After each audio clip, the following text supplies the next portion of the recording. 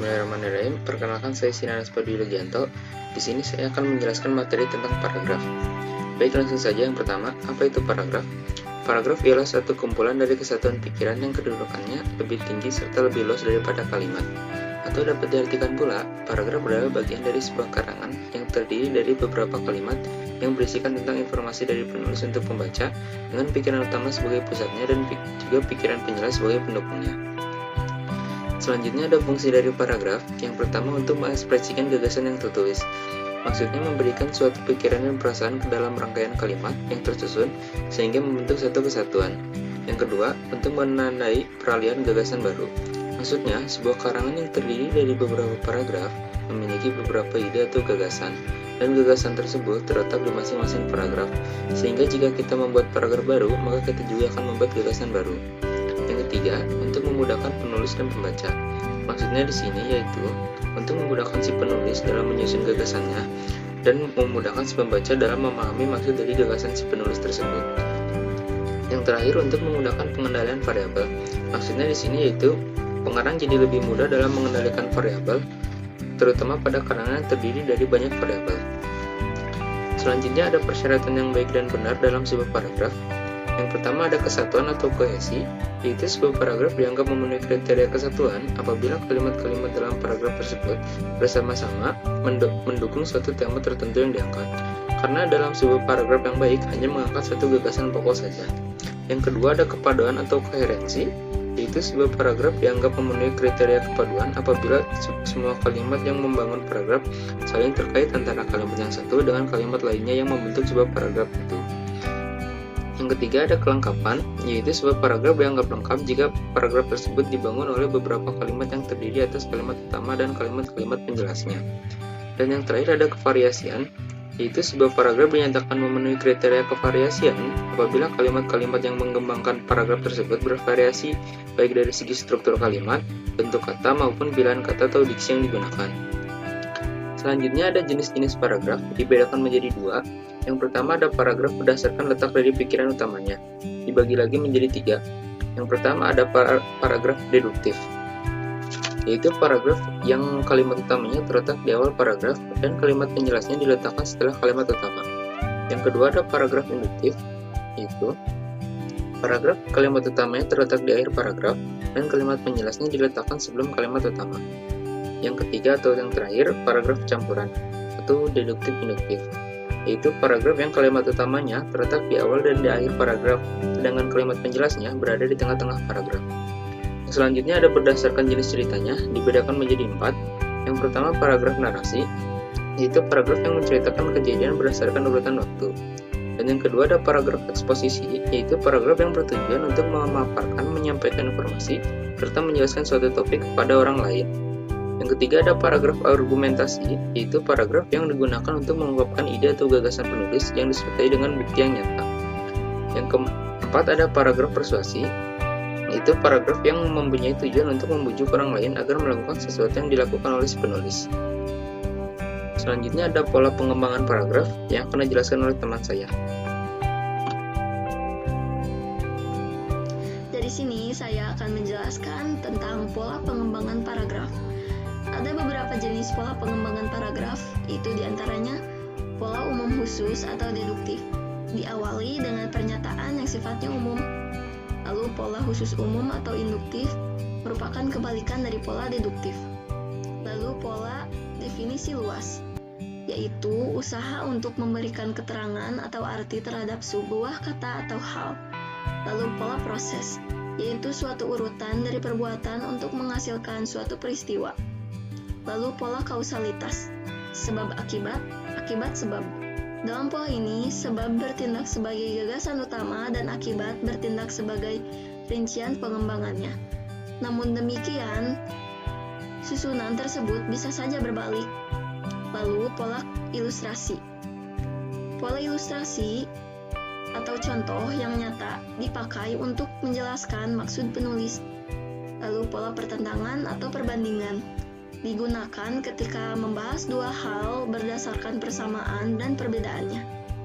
Lalu pola analisis digunakan ketika menjelaskan suatu hal yang umum ke dalam perincian yang lebih logis. Lalu pola seleksi. Pola seleksi, penggambaran objek tidak dilakukan secara utuh, tapi dipilih berdasarkan fungsi, kondisi, atau bentuk. Lalu pola sudut pandang atau titik pandang, yaitu tempat pengarang melihat atau menceritakan suatu hal. Lalu pola dramatis. Dalam pola ini, cerita tidak disampaikan secara langsung, tapi melalui dialog-dialog. Selanjutnya adalah wacana. Wacana adalah rentetan kalimat yang saling berkaitan dan menghubungkan proposisi yang satu dengan proposisi lainnya di dalam kesatuan makna antar bagian di dalam suatu bangun bahasa. Wacana merupakan satuan bahasa terlengkap dan utuh, karena setiap bagian di dalam wacana itu terhubung secara padu. Wacana dapat berupa kata, kalimat, paragraf, atau karangan utuh yang lebih besar, seperti buku atau artikel yang berisi amanat lengkap. Selanjutnya adalah kerangka wacana atau kerangka karangan. Langkah yang mesti ditempuh oleh pengarang untuk menyusun kerangka karangan adalah 1. Menentukan tema atau topik karangan. 2. Menjabarkan tema ke dalam topik-topik atau subtema. 3. Mengembangkan topik-topik menjadi subtopik. 4. Menginventaris sub-subtopik. 5. Menyeleksi topik dan sub-subtopik yang cocok. 6. Menentukan pola pengembangan karangan. Kerangka karangan dapat ditulis dalam dua bentuk berikut, yaitu kerangka kalimat dan kerangka topik.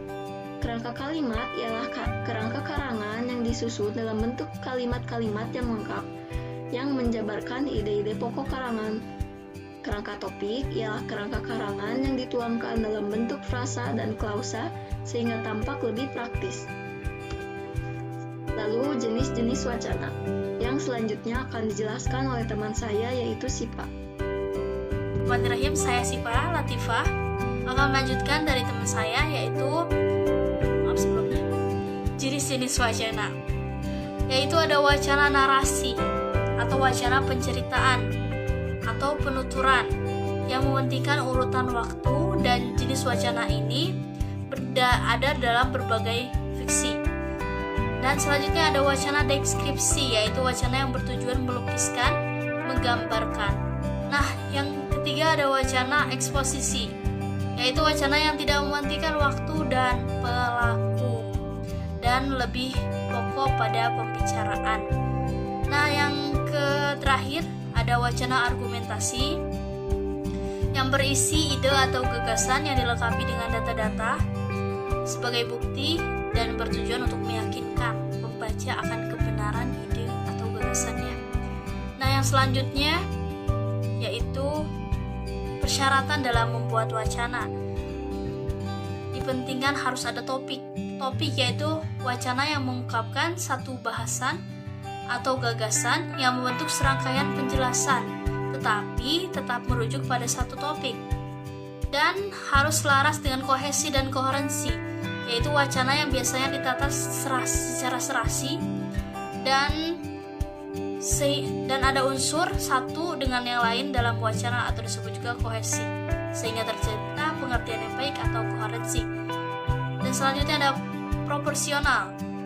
Yang dimaksud ialah keseimbangan dalam makna yang ingin dijabarkan dalam wacana. Dan ada tuturan. Tuturan di sini dimaksud adalah mengungkapkan suatu topik yang ada dalam wacana, baik tutur tulis dan tutur tulisan. Selanjutnya yaitu pola pengembangan wacana. 1. Ada pola umum khusus atau general partikular. Pola umum khusus ini diungkapkan dengan pola pengembangan dari hal-hal kalimat yang bersifat umum dan diikuti kalimat yang bersifat khusus.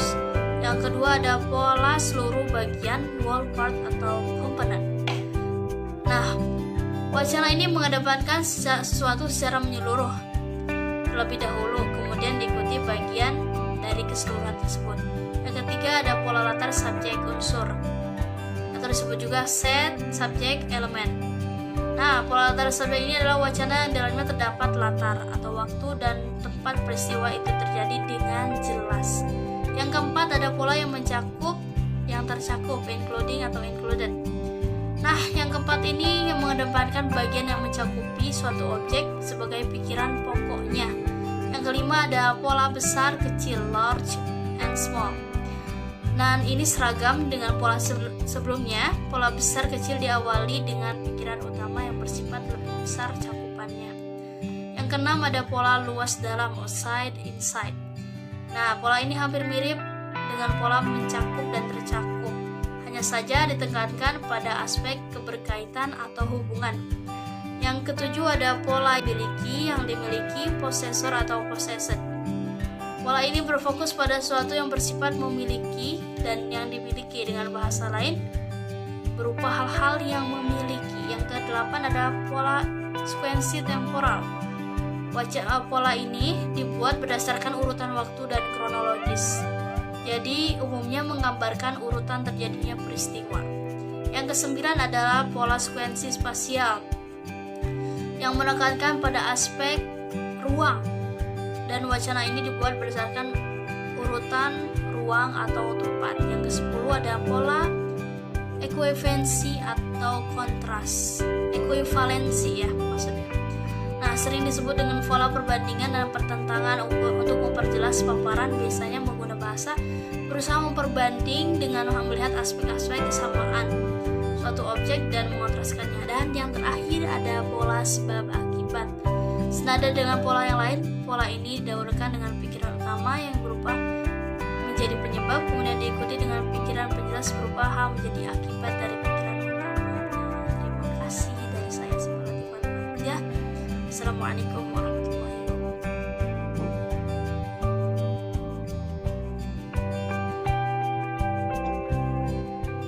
Baik, cukup sekian yang dapat kami sampaikan.